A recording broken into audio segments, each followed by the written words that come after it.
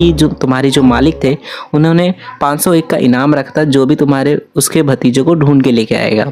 तो उसके बाद जो नौकर होता है वो अपने मालिक के पास दौड़ा जाता है और पूछता है कि मालिक, आपने तो मेरे को 501 का इनाम दिया ही नहीं।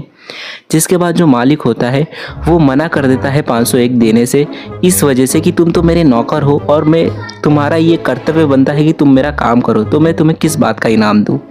जिसके बाद जो नौकर होता है काफ़ी उसे लगता है कि मेरे साथ अन्याय हो रहा है और वो चला जाता है हाई कोर्ट में, जहाँ पर वो जज को कहता है कि देखिए जज साहब, मेरे साथ अन्याय हो रहा है। यहाँ पर हमारे जो मालिक हैं इन्होंने कहा था कि 501 का ये इनाम देंगे जो भी इनके भतीजे को ढूंढ के लेके आएगा, लेकिन ये मुझे इनाम नहीं दे रहे हैं। जिसके बाद जज साहब ने मालिक को पूछा कि आप क्यों नहीं दे रहे हो। तो मालिक ने कहा कि जब मैं ये ऑफ़र दे रहा था तब तो इसे मालूम ही नहीं था कि मैं ऐसा कोई ऑफ़र भी दे रहा हूँ, तो इसने कोई ऑफ़र सुना ही नहीं, तो हमारे बीच में कोई एग्रीमेंट कैसे हुआ। जिसके बाद मेरे को कुछ पैसे देने की ज़रूरत भी नहीं है जब एग्रीमेंट ही नहीं है।